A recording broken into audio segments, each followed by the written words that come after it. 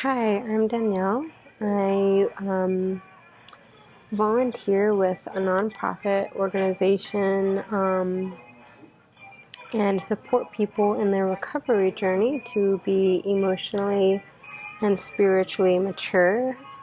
The video you are about to watch is me on the phone supporting someone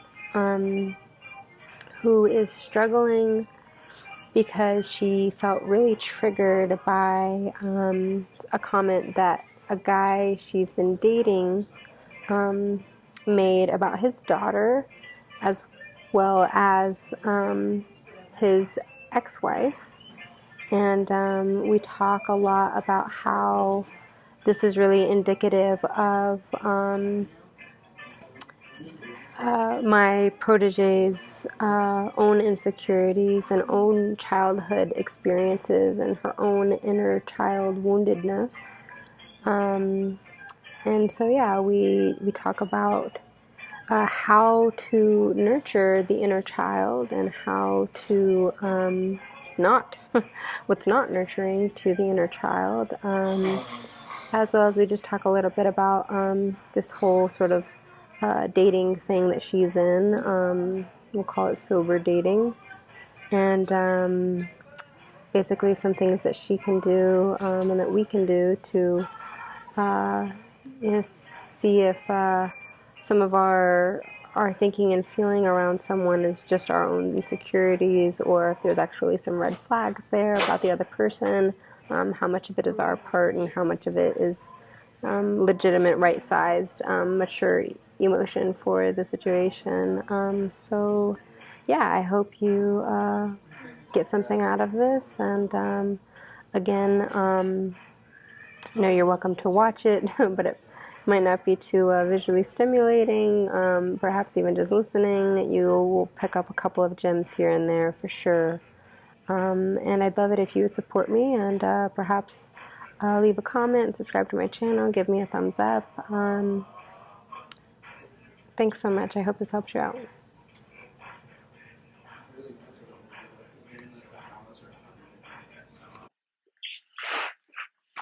What's going on? What do you mean you're feeling triggered? What's triggered mean? Yeah, what's up?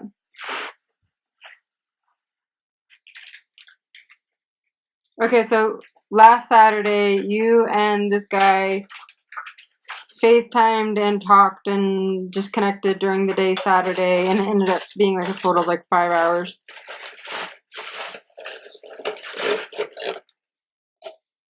Okay. Love you. See you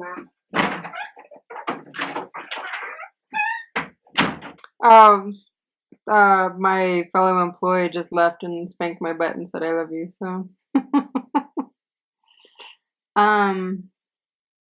yeah, which is why FaceTime is funny, because you can see me, you know?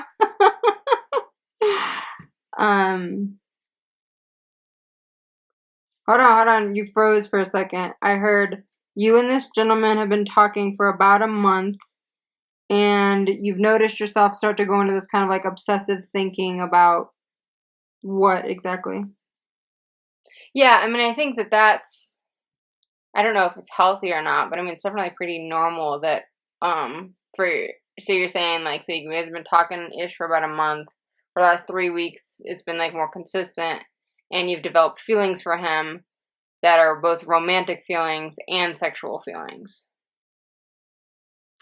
Okay, so then you're saying now it's kind of, but it's also turned into like this kind of obsessive thing where you're like, well, so you notice yourself feeling lust. Last night you guys were on the phone before going to bed, and then you said you couldn't sleep. When you say you couldn't sleep, you does that, what I make up about that is that like you were thinking about him like sexually or whatever.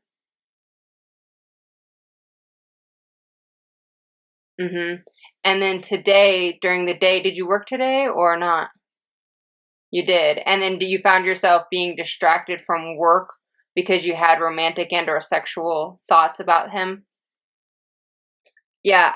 I'm the same way with work. And if a workplace doesn't give me direction and doesn't Like, if I don't have deadlines and accountability, like, I just will fucking run amok, you know? Like, I can't do that. Like, I have to have a job where, like, this has to be done right, and it has to be done now. And, like, and, like, otherwise, I'm just gonna, like, Well, I think it's awesome that you can recognize the holes in your job that, like, you can be able to then say, this is what I need from you guys for me to be able to do my job better. Um, However, I mean, I'll just say a couple of things about that, going off on this tangent about the job, is that, like, I know that I did that in my last job. Like, I went to them and I was like, I need, um, I need more, mentorship or whatever, right?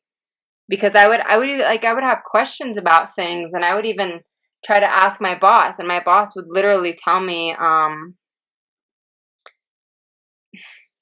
that, like, they don't really have time to answer my questions or be a mentor for me because I was just on, like, everything was on a really tight timeline and a tight budget or whatever.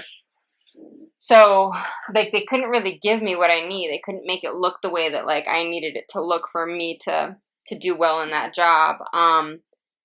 And so eventually, obviously I quit my job anyways, but I mean, I think that was part of it. I think that, like, I couldn't stay somewhere that, and it's just like a relationship. Like, I have to be able to, like, recognize, like, what I want and what I need and, like, what my requirements and desirements are. And, like, if at the end of the day, like, they can't do that, then, like, we have a decision to make, like, because really it holds us back to not do really good work. I mean, like, really to be, like, a productive person and to be, like, motivated in our job, I personally believe is, like, really honoring the gifts that we're given, and to be, I don't know, for me at least, like, not being productive in a workplace or just in my life in general. It's like I just feel like a zombie. I feel half dead, which means I'm also only half alive. Hmm?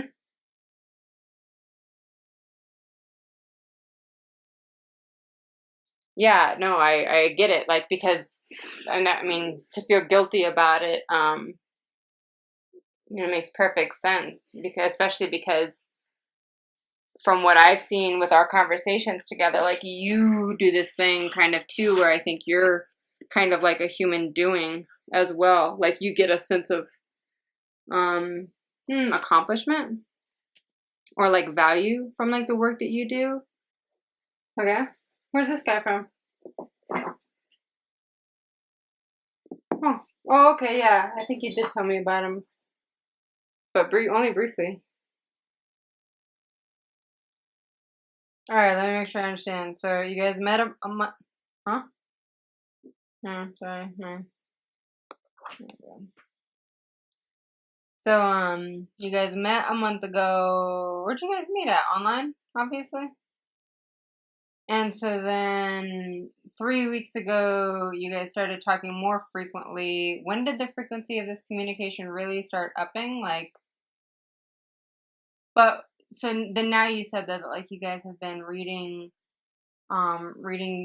these self-improvement books together, and that he's been saying to you that, he'd be willing to go to these meditation retreats with you and things like that, even though he doesn't normally do self-growth activities and normally doesn't do meditation, but it's something, because you're on a path of spiritual growth. He says he'd love to hop on that retreat as well. And so I'm saying, like, when did that kind of talk start? Like, a week ago, 2 weeks ago?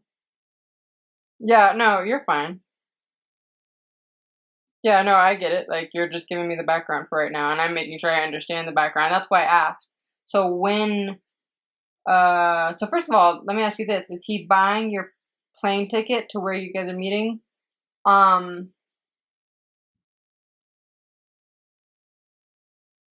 You bought your ticket, you got you a separate hotel room. That's cool. And did you guys actually have any sort of talk about, like, your expectation with finances and things like that? Okay, cool. Okay, cool. So that meets your requirement without you having have had to, like, have the conversation. Like, he let you know that that's who he is without you even having to do that.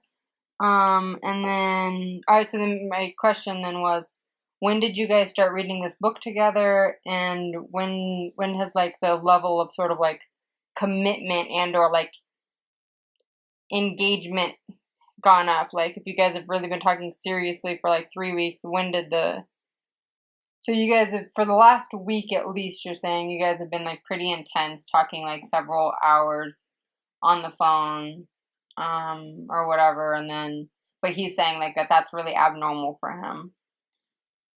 Hold on, let me get this right. So, when did he say this?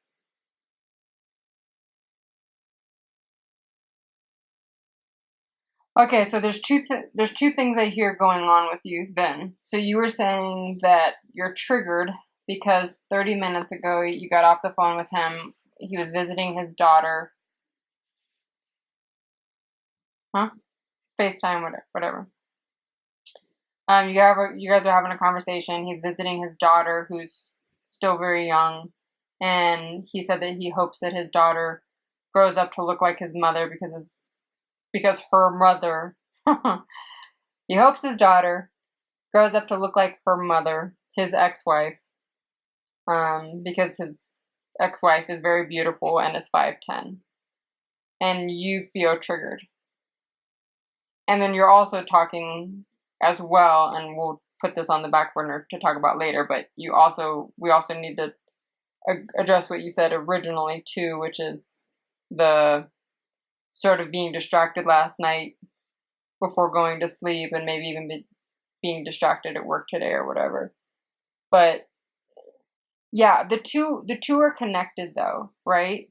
Because like for me, at least in my experience, that's the water slide. Like when suddenly we can't sleep now because we're, having sexual thoughts about someone that we don't really even know, that are super, like maybe even super intense romantic or sexual fantasies or whatever. And then the next day at work, we're not able to stay as present or focused because again, we're, um, carried off away with someone else. That for me is the slippery slope that then would happen to be then when he tells me, oh, his ex is really beautiful and I hope my daughter grows up to look like her. Then I'm like, then that it's easier for me to get triggered. Like, you see what I'm saying? Like, it didn't just start with like him saying this one thing and then you being triggered. It's like this like succession um of a mindful behavior that is just our characteristic that we have to kind of watch carefully before we're going down the water tide slide too fast. Yeah, so let's go into figuring out why this was triggering for you, because for me, someone that's not invested at all, is like, oh, well, that seems like could be a million reasons why he says that. Maybe he's like, well, given the choice of looking like me or her mom, I hope she looks like her mom and not me. You know what I mean? Like, there's so many, like as someone from the outside looking in. But yeah, so you're saying you didn't like the fact that he said that he hopes his daughter grows up to be beautiful like his ex because it shouldn't matter, which I think that's a good point. Like, it shouldn't matter like what she grows up to look like. I'm sure he'll still love her regardless. But I don't think there's anything wrong with him still hoping that. I don't think that him saying that I think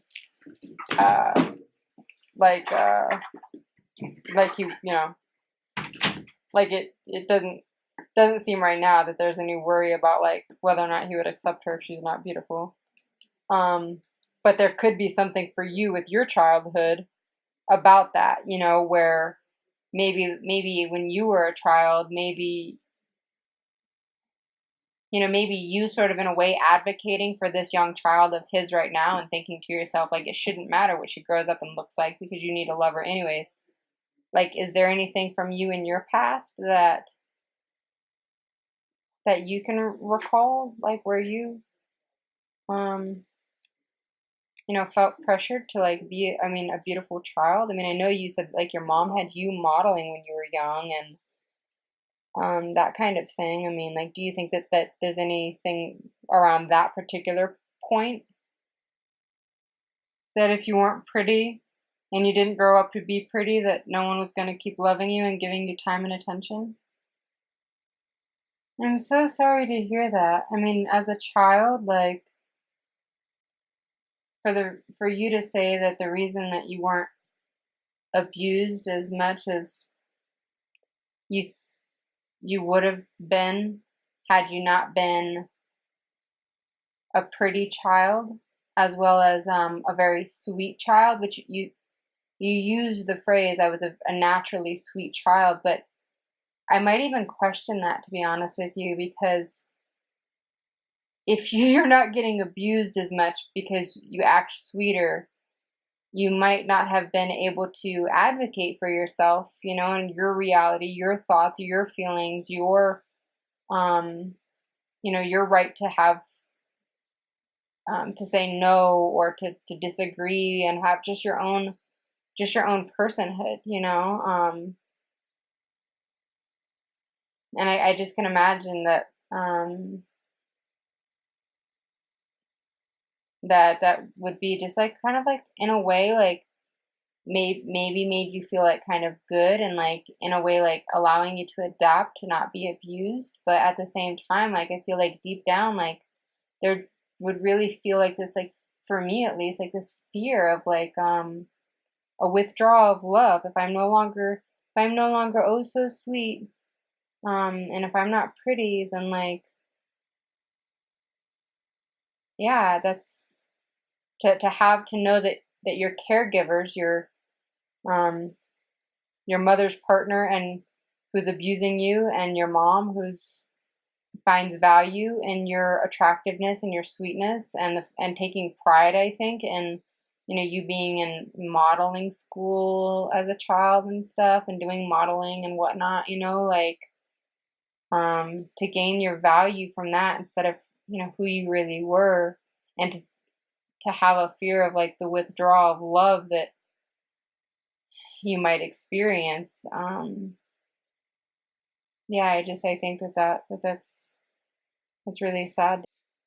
So when you talk about this trigger, for me at least, when I think of trigger, I definitely think of like being able to recognize a trigger, meaning that like I actually have a wounded child part of my brain that's like remembering something or just wanting to express something that wasn't able to be expressed or whatever. It's usually like this either um this feeling that I had as a child that's like thawing, or even this feeling that I was made to feel as a child by people in my life influencing my emotions by putting their emotions into me or whatever basically. um and so yeah, I wouldn't be surprised if some little girl inside of you just is reminded of how hurtful that situation was for you.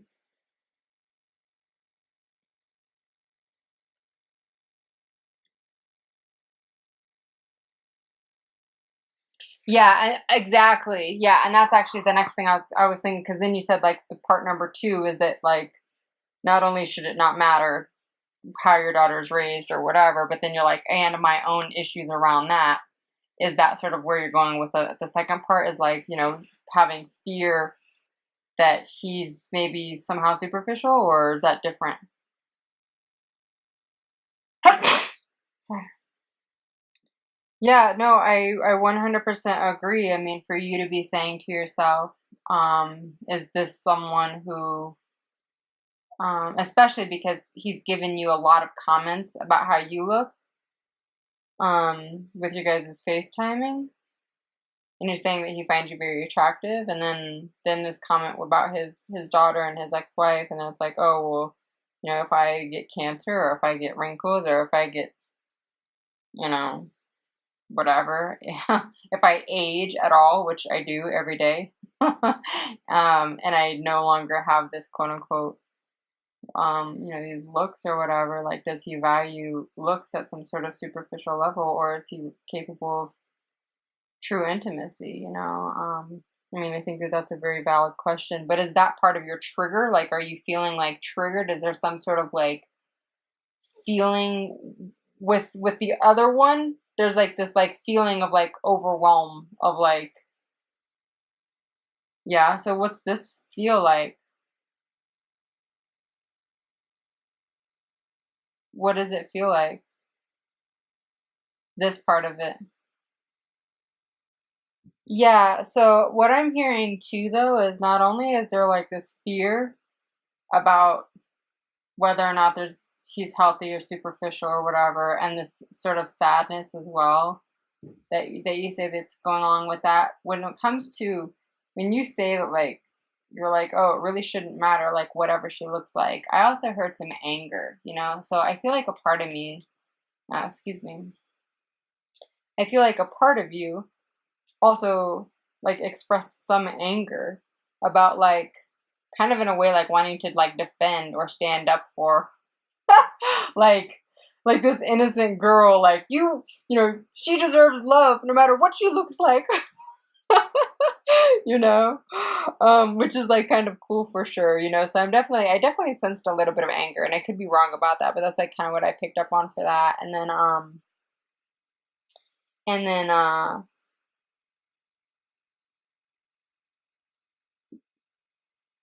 I agree with what you're saying is that like the intensity that you guys have had between you is indicative of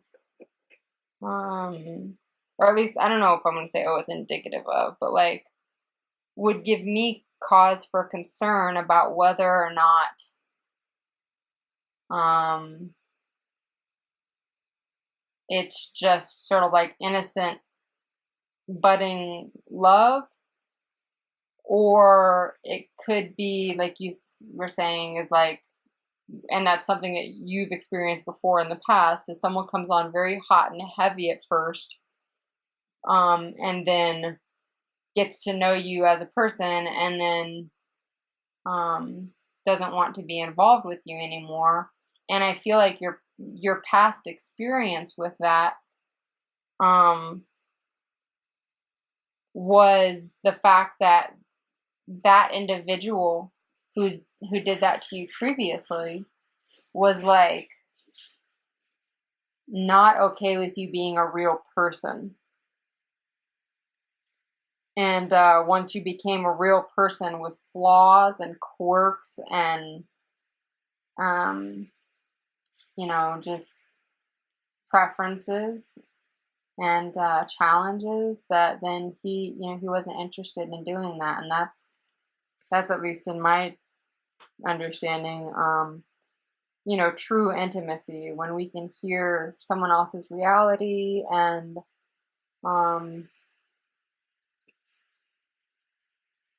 and use boundaries in a way that, you know, protects us from trying to make other people change who they are, or what they think or feel, or how they exist on the planet, within guidelines, you know. Um, so I'm just like, I think that it is. I think it's a very valid concern for you to be wondering for this guy. Oh man, I'm seeing him come on hot and heavy. And there are other characteristics as well that are similar to your previous partner. Um, like him buying the plane ticket, him being well off financially, with him like doing this thing where it's like he's like playing this chivalrous role because the other guy did the same thing, you know? Um, at least that particular one. So yeah, no, I mean, I think that that's all great and everything. However, um, I think that all of this though goes back to like right now, like we're talking about it and we're really like intellectualizing it, but it's like that trigger, that feeling inside of you. I feel like that's where you really need to go into. and really engage in dialogue with the wounded child part of yourself, and do a couple of things. First, like, give time and attention to that little girl, and like let her know, like, that was awful. That was awful that you were being abused as a child. It was awful that you got to escape abuse as a child by being pretty and um, sweet, instead of being able to be real. Yeah, so I mean, I think I don't know what you heard, so I'll just say it again. I mean, I think that, like, it's really good, and we should definitely come up with, like, a a thinking and intellectual sort of, like, okay, here's how we empower ourselves moving forward. I personally believe that our self-care is our power. So for you feeling this kind of like scared, and all these valid feelings and sort of like red flags that are going off for you, whether they're real red flags or they're just your own personal issues, are valid, and they do warrant, for you at least, to move with caution and do some strategic working of seeing if this is going to be a little bit different. However, while we do need to have this like intellectual sort of plan of action, or at least some ideas about gathering more data around this particular aspect of this person before you get too invested and then find out later that this isn't the kind of person that you want to be that invested in. But I think that, like, the very first thing that really is like more important than anything else is you first talking to the hurt child inside of you with how awful it was that you were being abused as a child, and that you got to escape abuse by being pretty and being sweet, instead of being authentic. So that's a great question. Do I write my inner child a letter, or what do I do? What does that mean I do? Well, you could write yourself a letter, and if that speaks to you, one thing that I like to do, and I have this in my room, I have lots of pictures of myself as a child around my room. So you could try to find some old pictures of yourself, and then just get in touch with who you were at those ages. You could do it without pictures. You could just imagine yourself. But then, you can engage in dialogue with the person in the picture. You could hold yourself and sort of, in a way, remember the feeling of, you're you in the same body, but now you could hold yourself and almost in a way remember yourself at that age and engage with yourself in dialogue, hugging yourself or holding yourself, maybe being in fetal position, maybe rubbing your hair, and talking to yourself and saying, like allowing yourself to cry as that age person, allowing yourself to be really sad and say, like, whatever illogical things come up, which is, it could be like, I just wanted my mom to love me, and I just, it shouldn't have mattered that I was pretty or not pretty, or in school, or, or doing modeling or whatever, and like allowing all of that stuff to come out.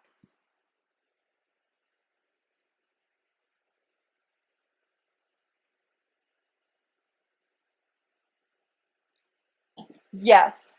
Yes, I agree that your adult self should talk to your child self, but here's the thing. Our adult selves are usually sounding, right now, until we've done a lot of work, our adult self usually sounds too much like our critical parents, right? And the thing, if you're sick, if you had a 6-year-old in front of you crying right now, going, my banana fell on the floor, or whatever, right? Like, and you're like sitting here thinking to yourself, your banana is fine. It's still in its freaking peel. Like, what is your problem?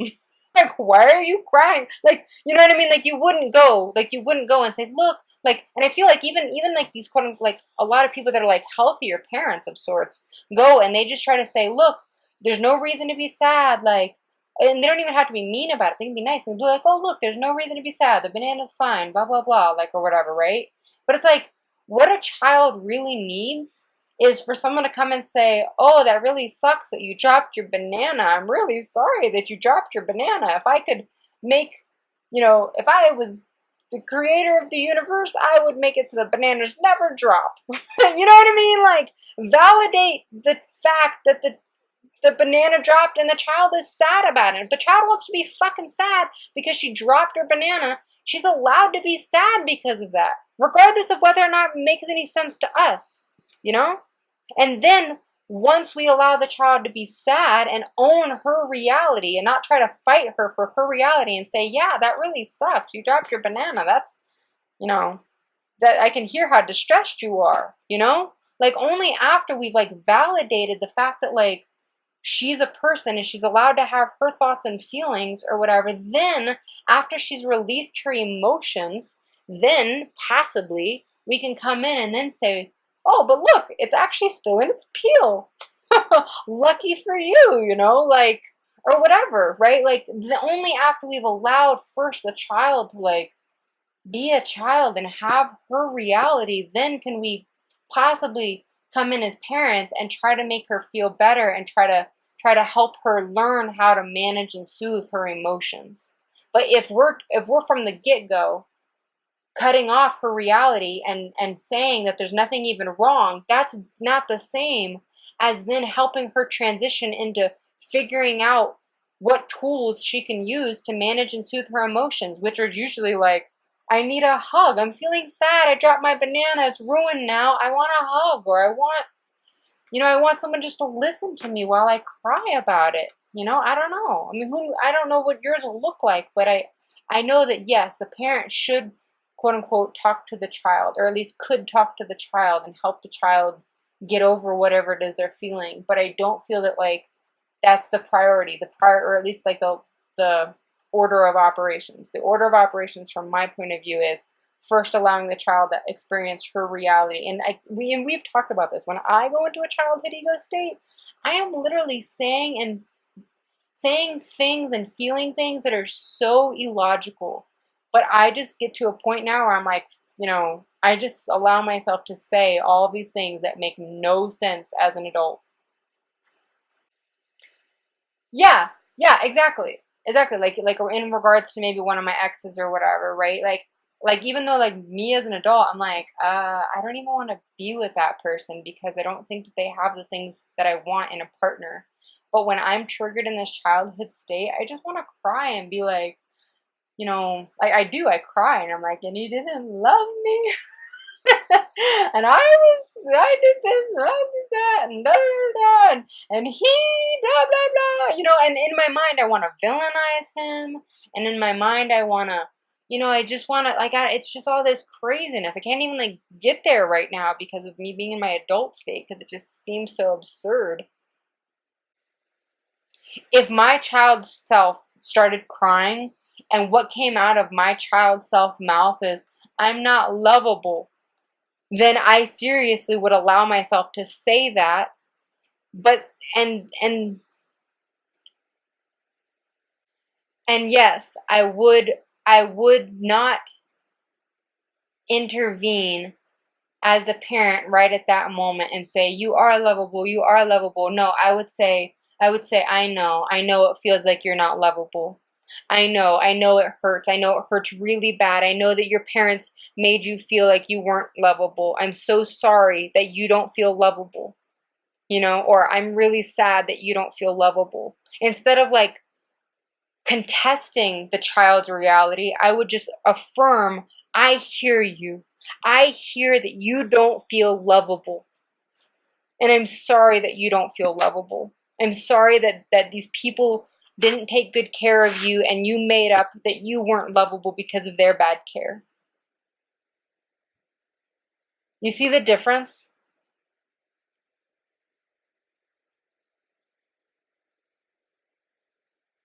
That's a great question, by the way. I'm so glad you asked it. Okay, so let me get this right. There was another part of the end of the conversation that you guys just had where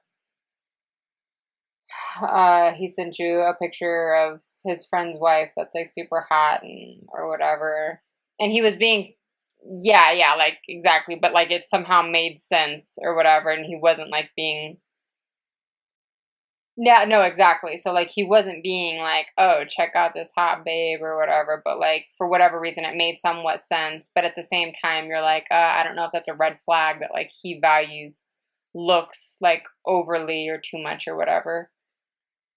Yeah, and that's actually what I'm hearing too, is that that it's your insecurity because you immediately had this fear of like not being good enough. And that's your pattern as well. However, both of these things make sense, which is you have a fear of not being good enough, and you also have a history of attracting guys that value you for your looks or have had some hurt in the past with where you've made up at least that you need to look close to perfect in order to be loved and lovable. And the men that you've chosen have somehow played into this as well, whether or not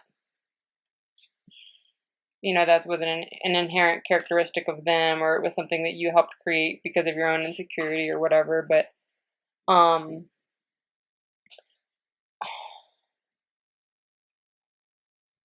then you have your question was, do you need to talk to him about how you feel about this?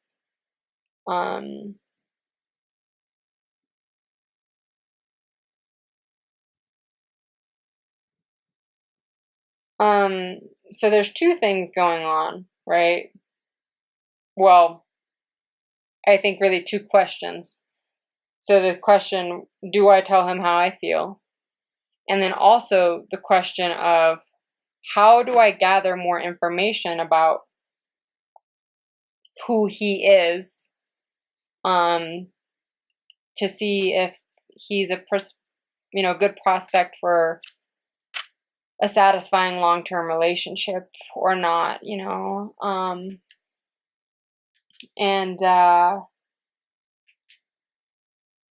I think that the two questions kind of go hand in hand, because I personally would advocate not to tell him what you think and feel about it until you have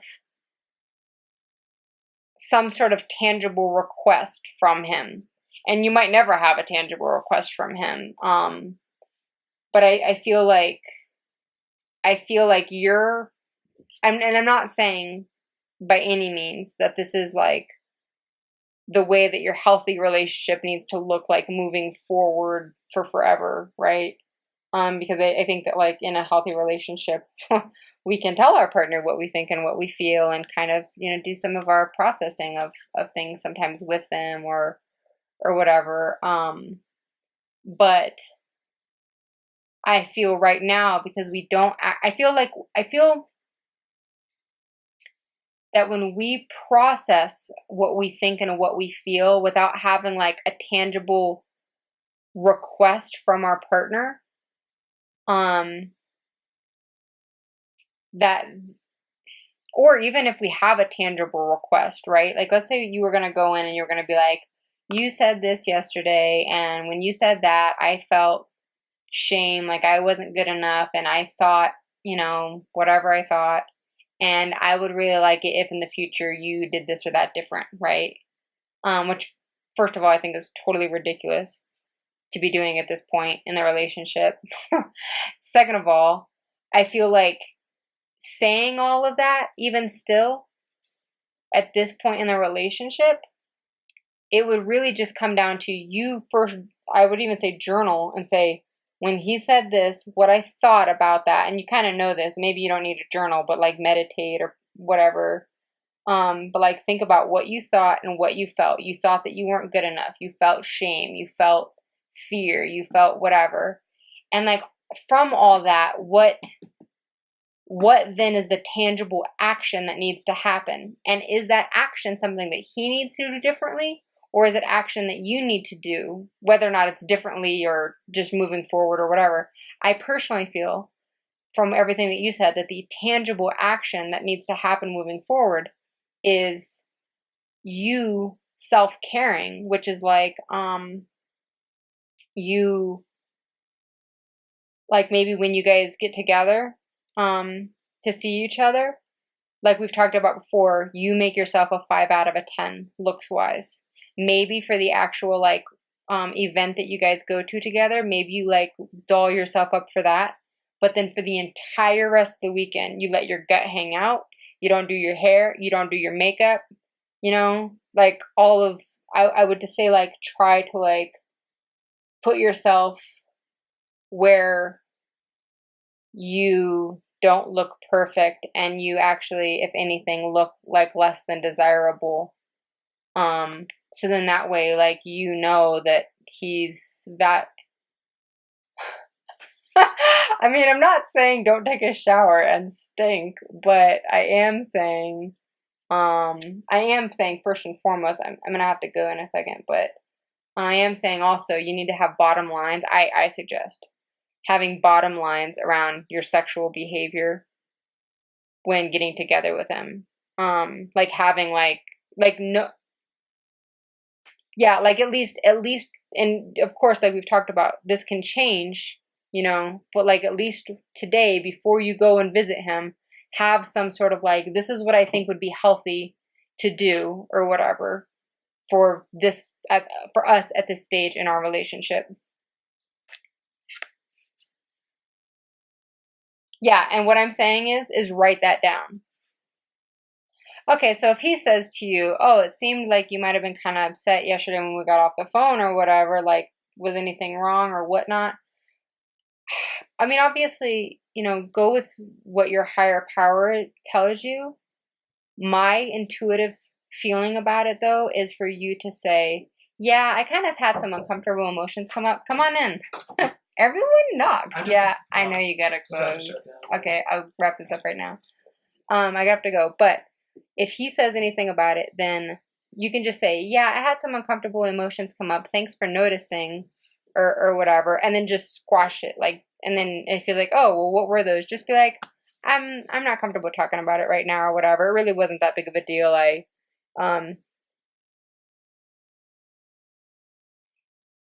I wouldn't even say we can go into it or whatever, blah, blah, blah, blah, blah. Just say, oh, I had some stuff come up and, you know, but, you know, I worked it out now. I managed and soothed my own emotions and, you know, that happens from time to time. Anyways, yeah, blah, blah, blah. Like, and just keep going, like, or whatever. So anyways, I gotta go, but we'll chat with you soon. Okay. I love you. I miss you. Bye.